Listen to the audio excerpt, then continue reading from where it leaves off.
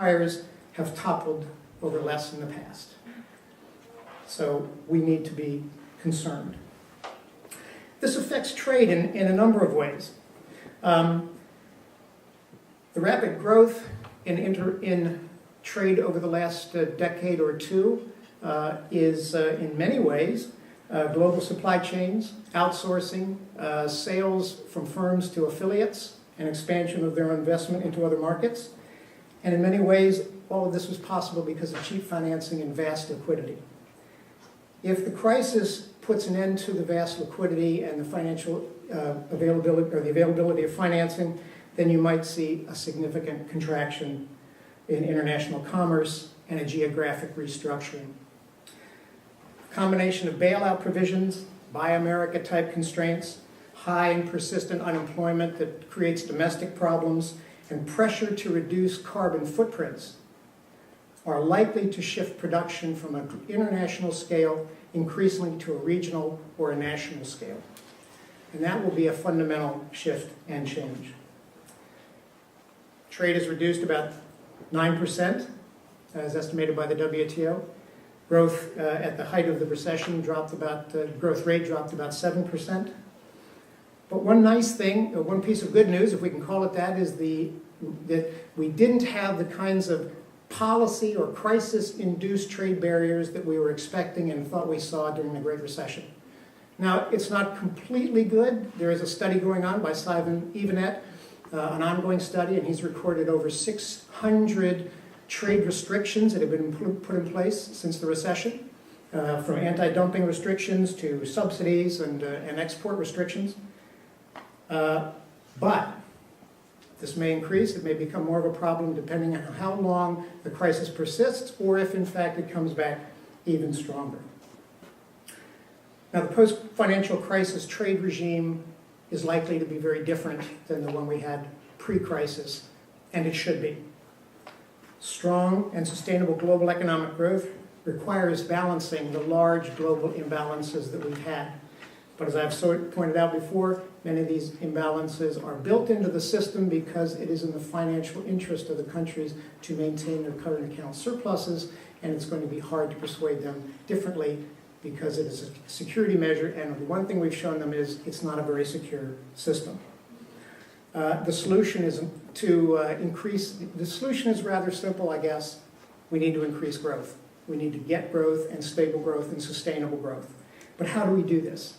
And the growth is not going to come from lots of capital injection into emerging markets. The emerging markets are capital exporters already. So the question is, how do we get the sustained growth both in the emerging markets and in the least developed markets? Danny Roderick has, I think, given some good guidance on this. Commodity price booms and capital inflow cycles can explain short-term increases in economic performance. But the more fundamental change has to be found in rethinking your comparative advantage. And the countries that have grown rapidly have transcended the old views of comparative advantage and thought more about strategic industrial policies that help them to produce the goods that sell more effectively in the global marketplace. That is, as he says so nicely, in short, they focused on producing what rich countries produce. So we have to help developing countries manage structural transformations that prioritize economic growth, emphasize market-friendly policies, and maintain economic stability. There has a recent study by UNCTAD that I'll bring up that shows the trouble here. A 2000 study that they put out looked at 42 value chains representing 52% of least developed country exports. Upgrading occurred. That is, upgrading mean the developing countries that were engaged in these value chains upgraded their value added in 9 since 1990 of the 52 chains, and downgrading occurred in 12. They looked at 155 firms in Bangladesh. None showed development of technological capacity in agro-processing, textiles, garments, or pharmaceuticals. The study attributed this sad result to economic liberalization without learning. Global integration without innovation that brings in improved value added in the early parts of the value chain, lock in to low value added commodity production and low skilled manufacturing roughly 800 million people. Similar results can be found in Mexico.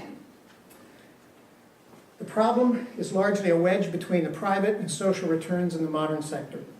These sectors, these tradable sectors, are subject to learning externalities, coordination failures, unnecessarily high transaction costs, lack of social capital or pure trust, high costs imposed by weak legal and regulatory institutions, and onerous taxation schemes. Dr. Shankar Aratria identified what is true for all developing countries when he looked recently at what India needs to do. Reforms in infrastructure, agriculture, labor laws, banking, energy, education, and retail trade. The World Bank has made identifying the worst offenders to the lack of growth quite easy. Since 2004, they produced the Doing Business In series, and the latest is Doing Business 2009, comparing regulation in 181 economies. The report highlights 10 forms of government regulation that affect the various phases of a company's life cycle. Starting a business, obtaining a license, such as a construction permit, employing workers, registering property, getting credit, protecting investors, paying taxes, trading across borders, enforcing contracts, and closing a business. The fewer impediments that government imposes on businesses that keep them from actively engaging in their business, the better off they are. The less money they have to pay, the less time they have to wait in line, the fewer bribes they have to pay, the more business-friendly the environment is, and the more prosperous the country becomes. This list is not a perfect prescription for economic success, but it is a very powerful barometer of the political economy that underlies commercial activity and wealth creation. Now, how does the trade policy, and in particular the multilateral trade system, contribute to real and sustained economic and global growth? The Doha Development Agenda was never really a development round. The round is gridlocked in agriculture. It can't establish modalities for calculating tariff reductions and non-agricultural market access. Services negotiations have been stalled since 2000. The developing countries are still focused heavily on special and differential treatment, which basically means they want waivers from any liberalization. They want to opt out of the system. A resuscitated Doha round, or a new round, if it dies and gets resurrected, needs to focus on productivity, needs to focus on economic growth. Economic growth is driven by industrial growth. Industrial growth and wages are driven by productivity. Logic suggests that the round should focus on barriers to productivity. The simple lists I've outlined above are excellent starting points. The German military strategist Karl von Clausewitz said, "In war, all things are simple, but the simple is difficult." In economic growth, much is the same. The keys to economic growth, the elements you need to put into place, the factors that allow countries to become wealth creators are simple. But the simple is difficult. I will take this opportunity to say that some of the very best work I've read on this was written by the next speaker, Bill Lewis, who wrote a book called The Power of Productivity. And if you want to get a really good handle on the essential items in any given economy that are blocking their wealth creation, their ability to grow, this is the first place you should start. I use this book religiously in my international management class, and each year I think, well, it's getting a little old now. It's 5 years old. I should get a new book. Every year my evaluations say, no, this is the book to read. This is a key book. There are actually 3 kinds of books in the world. Those that I've read and wish I hadn't. Those that I've read and I'm glad I did. Those that I've read and wished I had written. This is one of those books. I highly recommend it. The question that remains before us, and hopefully will be addressed by some of the panels that come up next, how do we approach this simple but difficult task of developing the institutions and, when possible, using trade policy and the rather sophisticated trade policy institutions that are available to us to try to enhance wealth creation. And that is how we try to enhance productivity in the countries. I think I'm actually in pretty good time, and I'm available for questions if there are any. Thank you very much. I do appreciate it.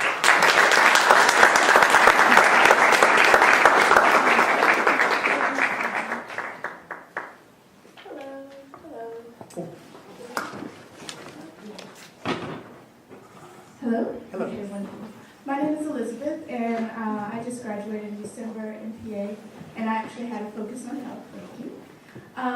And I've been doing my own little research and looking at the effects of aging populations and its effect on healthcare systems. But what I am beginning to see increasingly is that the aging population trend that's happening is actually going to impact developed nations economically. And so how does that fit into what you've been talking about today in terms of where do we go from now and how that's going to play out in our vulnerable situation? Oh, that's a great question. Are there any others on this side? No, thank you so much. I appreciate that, because one of the numbers I didn't bring up was it relates to population, and one of the great changes that makes these times so interesting is the rather remarkable demographic shifts that we've been facing. I mean, the population in the world in 1900 was 1.5 billion, and about 2002 it turned 6 billion, and now it's about 6.3 billion.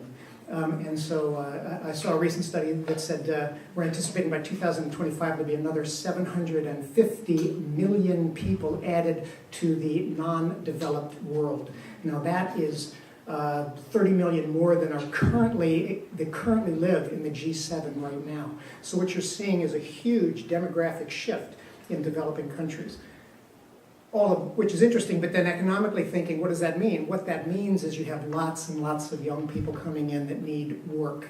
Mexico, for example, quadrupled its population from 1947. India quadrupled its population from 1947, and China largely almost quadrupled its from 1945. Okay, so you have this huge growth in population, and the same is true with, frankly, Indonesia and Turkey. What happens is you have a large number of people that are coming into the workforce. So I've seen an estimate that the North African and Middle Eastern countries are going to have to generate 100 million jobs by 2000, over the next 2 decades.